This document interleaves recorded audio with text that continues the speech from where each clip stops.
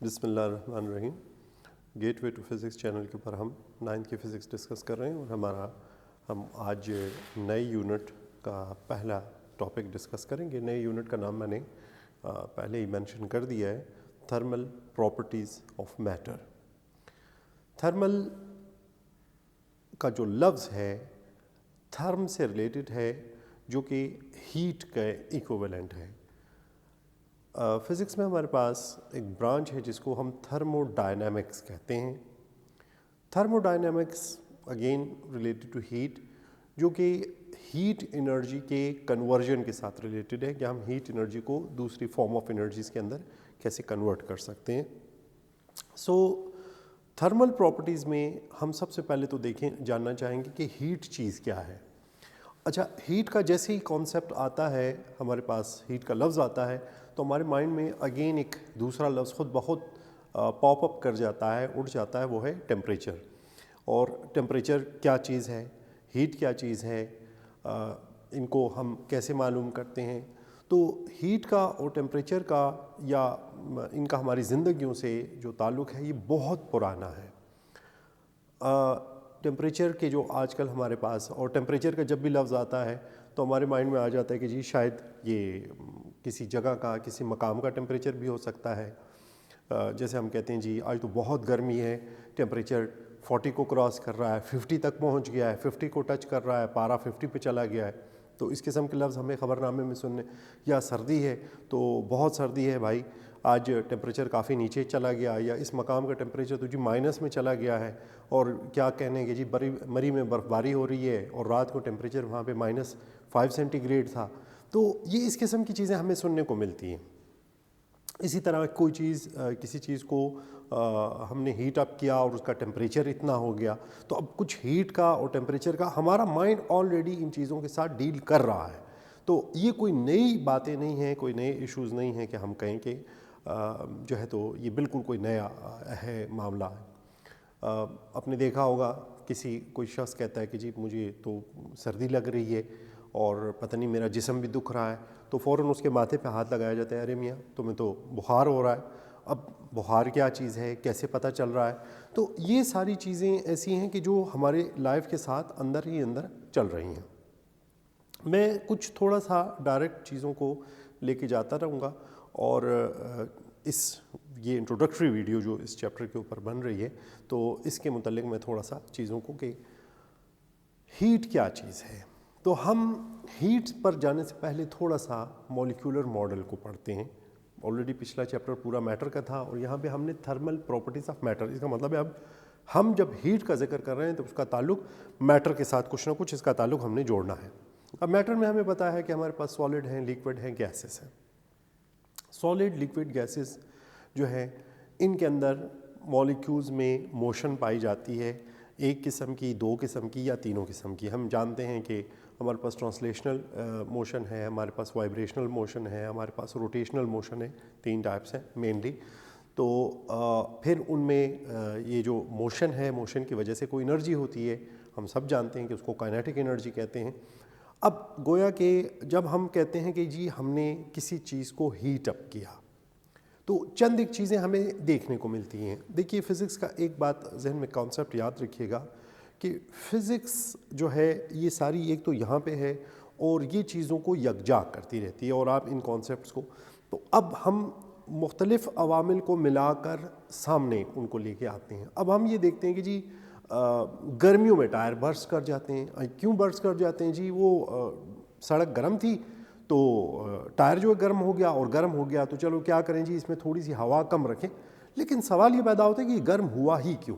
जी गर्म इसलिए हुआ कि इसका जी प्रेशर बढ़ गया था। अच्छा, प्रेशर बढ़ गया था, बिल्कुल ठीक बात है, हमारी ऑब्जर्वेशन में बच्चे भी जानते हैं, छोटे बच्चे भी जब साइकिल में हवा गर्मियों में भरते हैं तो थोड़ी सी हवा या तो वो खुद ही कम रखते हैं या साइकिल वाला कह देता है भाई बहुत ज़्यादा मत भरना, वरना दोपहर में जब स्कूल से छुट्टी के वक्त घर आ रहे होंगे तो टायर फट जाएगा। तो अच्छा, मतलब ये हुआ कि दोपहर में जब टेम्परेचर बढ़ा तो ये प्रेशर, अच्छा प्रेशर क्यों बढ़ गया? हाँ, अब यहाँ पे एक सवाल उभर आता है और इसका जवाब भी पिछले यूनिट में हम डिस्कस कर चुके हैं कि जब ये गैस के मॉलिक्यूल्स, हम चूँकि उसके प्रेशर की बात करें तो गैस के मॉलिक्यूल जब जाकर टकराते हैं किसी सरफेस से तो वहाँ पे वो प्रेशर एग्जर्ट करते हैं, जिसकी वजह से एटमॉस्फेरिक प्रेशर की भी हमने बात की, और अभी ये जो टायर के अंदर है ये प्रेशर डेवलप हुआ। अच्छा, वेरी गुड, प्रेशर डेवलप हो गया, प्रेशर बढ़ गया। प्रेशर क्यों बढ़ गया जी? हीट हमने किया। अब हीट कम देने से क्या हुआ कि वो जो मॉलिक्यूल्स थे उनका कोलिजन बढ़ गया। तो कोलिजन बढ़ने के लिए क्या रीज़न हो सकता है? उसके लिए सिंपल रीज़न ये है कि हीट ने उनकी वेलोसिटी को ज़्यादा किया, और वेलोसिटी ज़्यादा होने से सबसे पहले हमारे पास जो चेंज आता है वो है काइनेटिक एनर्जी का। तो यूँ हम कड़ी से कड़ी जोड़ते गए और कुछ ना कुछ मामलात हमारे जहन में उभर रहे हैं, कुछ ना कुछ चीज़ें वाज़ेह होती जा रही हैं, वो जो अक्स था वो क्लियर हो रहा। सो अब थर्मल प्रॉपर्टीज़ के अंदर हम ये देखते हैं कि जी किसी चीज़ के अंदर टेम्परेचर क्या चीज़ है, हीट क्या चीज़ है, फिर टेम्परेचर और हीट को हम जानने के लिए, मालूम करने के लिए हम क्या तरीक़ेकार करते हैं, उसके स्केल्स क्या हैं। फिर जब हम स्केल बनाते हैं तो उन स्केल्स को याद रखिए कि जब हम पैमाना बना लेते हैं, हमने कहा जी मीटर हमारा एक यूनिट है, पैमाना है, तो अब मीटर हमें तो पता नहीं चलेगा, उसके लिए हमारे पास कुछ इंस्ट्रूमेंट भी होंगे, वो जो लेंथ है उसको मेजर करने के लिए कुछ है। तो इसी तरह टेम्परेचर को मेजर करने के लिए भी हमारे पास कुछ इंस्ट्रूमेंट्स होंगे जिनको हम थर्मामीटर कहते हैं। तो ये इब्तिदाई गुफ्तगू, उम्मीद है कि बच्चों को, हमारे जो स्टूडेंट्स हैं उनके दिमाग में कुछ ना कुछ चीज़ें भी क्लियर होंगी, एक खाका बन गया है जिसके ऊपर अभी हमने काम करना है। सो सबसे पहले हम हीट को डिफ़ाइन करते हैं। हीट को दो तरीक़ों से डिफ़ाइन हम किया जाता है, लगभग उनके मतलब एक ही होते हैं। द काइंड या टाइप ऑफ एनर्जी फ्लोइंग या विच फ्लोज, आपको जो भी लफ्ज़ आसान लगे, अच्छा लगे, the kind of energy flowing from hot body to cold body. अच्छा स्टूडेंट्स, मैं बारहा एक बात कहता रहता हूँ कि हमारे पास बाज़ स्टूडेंट्स हमें फीडबैक भी देते हैं, बात भी करते हैं, तो वो बड़ी क्रिटिकल किस्म की बात करते हैं। हॉट और कोल्ड का कॉन्सेप्ट दोनों रिलेटिव हैं। अगर मेरी बॉडी का टेम्परेचर 37 सेंटीग्रेड है तो 35 centigrade, 30 centigrade is cold with respect to me, 40 centigrade is hot with respect to me. लेकिन अगर आप पानी का टेम्परेचर ले लें 10 सेंटीग्रेड और बर्फ़ को देख लें 0 सेंटीग्रेड पे, तो अब पानी जो पहले मेरी बनिस्बत हम कहते हैं बहुत ठंडा पानी है भाई, 10 सेंटीग्रेड टेम्परेचर है इसका, अब जब हम बर्फ़ के साथ उसको कंपेयर करते हैं तो हम कहते हैं जी पानी तो गर्म है, बर्फ़ ठंडी है। तो अब आप कहेंगे जी पहले तो आप 10 को ठंडा कह रहे थे अभी। तो ये जो कॉन्सेप्ट्स हैं ये रिलेटिव हैं, ये रेफरेंस के साथ हैं कि आप किसके साथ मवाजना कर रहे हैं, उसका मुकाबला किसी चीज़ के साथ। तो अब यहाँ पे जो आप समझ गए होंगे हॉट बॉडी और कोल्ड बॉडी, तो जब आप एक आपने सुना होगा गर्मियों में कहते हैं कि भाई ये शरबत पी लो, ठंडा शरबत है, गर्म हो रहा है।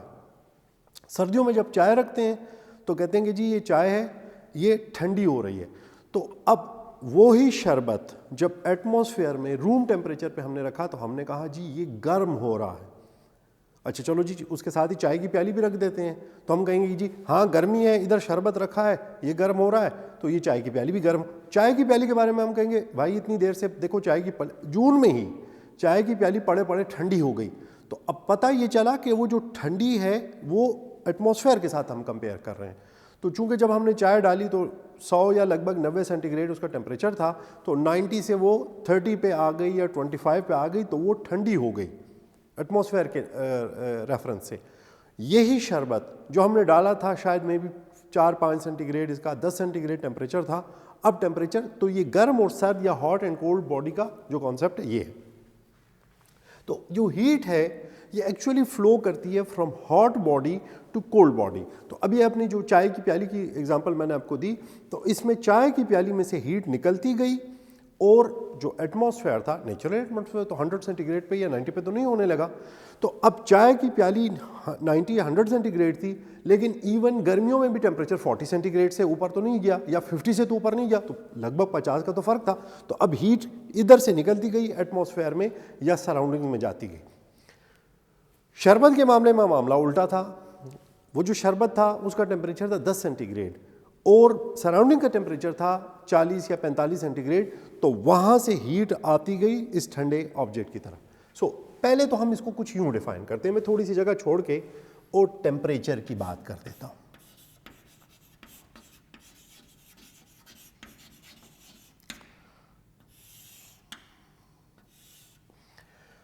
अब टेम्परेचर क्या है?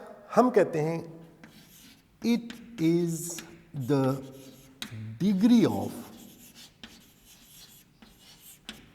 हॉटनेस। हमारे एक प्रोफेसर साहब हुआ करते थे, तो वो कोल्डनेस कहते थे कि फिज़िक्स में कोई चीज़ कोल्ड नहीं होती है। मैं यहाँ पे ये गुफ्तगू नहीं करूँगा, मैं इस बात को छोड़ दूँगा। अगर कभी स्टूडेंट्स के माइंड में कोई चीज़ आई, बुक में लिखा हुआ है जो, मैं वही लिख दूँगा। So it is the degree of hotness और कोल्डनेस ऑफ अ बॉडी।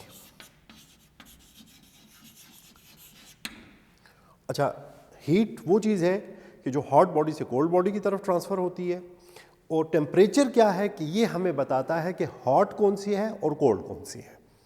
सो उनको हम 2-4 का लफ्ज़ लगाते हैं। अब 2-4 सेंटीग्रेड कहते हैं, 2-4 फ़ारेनहाइट कहते हैं, 2-4 केल्विन कहते हैं, क्या कहते हैं, ये इंशाल्लाह आगे गुफ्तगू में चलेगा। तो एक तो इनकी डेफिनेशन ये हमारे सामने आ जाती है।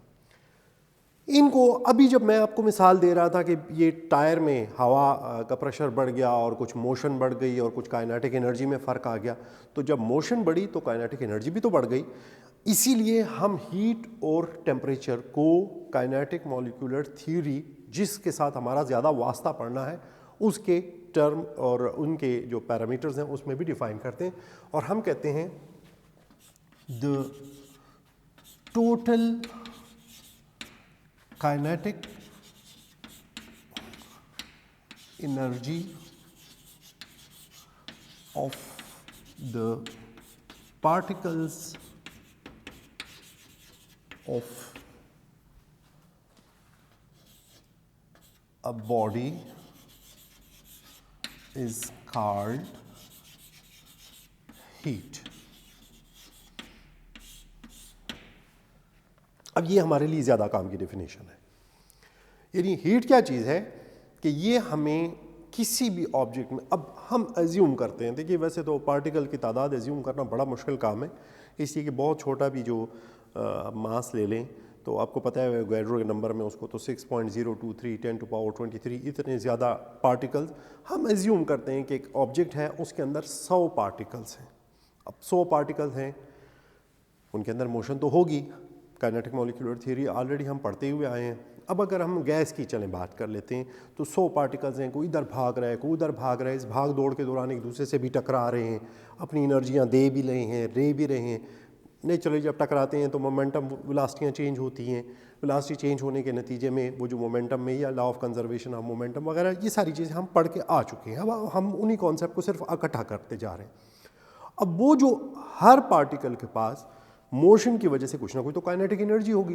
तो अब अगर हम कहते हैं कि जी इसमें पार्टिकल 1 में जो काइनेटिक एनर्जी है उसको kinetic energy of particle 2, kinetic energy of particle 3, अब जितने भी आप एज्यूम करते हैं, अगर मेरी मिसाल की बात कर लें तो मैंने उसमें 100 एज्यूम किया है, तो यहाँ पे इसके नीचे 100 लिख दीजिए। लेकिन मैंने आपसे पहले कहा कि आम तौर पे हम 100 की जगह एक जर्नल लफ्ज़ लिखते हैं which is far better and which is n। हम कहते हैं जी n है, और उसको हम, तो अगर आप इन सब को प्लस कर लेंगे तो दिस विल बिकम हीट। यानी जितने पार्टिकल से हमने सबकी काइनेटिक एनर्जी को प्लस कर दिया, वो जो टोटल काइनेटिक एनर्जी है उस ऑब्जेक्ट के पार्टिकल्स की, उन सबको हमने नाम क्या दिया, हीट का। काइनेटिक एनर्जी को भी इन्हीं टर्म्स में डिफाइन कर देते हैं, तो हम कहते हैं it is the average kinetic energy of the particles of a body। ऊपर वाली मिसाल पे बात कर लेता हूँ। हमारे पास 100 पार्टिकल्स हैं। अब 100 पार्टिकल्स हैं, 100 पार्टिकल्स की हमने एनर्जी को सम अप किया। काइनेटिक एनर्जी है, जॉल्स में है, हीट को भी हम जॉल्स में मेजर करते हैं, काइनेटिक एनर्जी को भी। जितनी एनर्जी की फॉर्म है, आपको पता है कि एनर्जी की फॉर्म्स के लिए जो मोस्ट कॉमन ऐसा यूनिट जो है हमारे पास है वो जॉल है। तो हम कहते हैं कि जी 100 पार्टिकल से एज्यूम ये कर रहा हूँ, मैं बार बार लफ्ज़ एज्यूम इस्तेमाल कर रहा हूँ कि हमारे स्टूडेंट दिमाग में ये बात ना बिठा देंगे जी बस वही होंगे। लाखों करोड़ों अरबों खरबों का लफ्ज़ भी बड़ा छोटा पड़ जाता है। अब यहाँ पे हम कहते हैं कि जी उन पार्टिकल्स के अंदर टोटल 1000 जॉल एनर्जी है, यानी उनकी हीट कितना है, 1000 जॉल है। अब 1000 जॉल और पार्टिकल्स कितने हैं, 100 पार्टिकल्स हमने एज्यूम किए हुए ऑलरेडी। तो अब अगर टोटल काइनेटिक एनर्जी को नंबर ऑफ पार्टिकल्स पे डिवाइड कर दें तो ये जब कट के हमारे पास जो बचता है ये जो 10, this is called the average. अब यहाँ पे हमारे सामने एवरेज का कॉन्सेप्ट क्लियर हो जाता है कि एवरेज का कॉन्सेप्ट क्या है। So the average concept, the average kinetic energy of particles of a body is called temperature.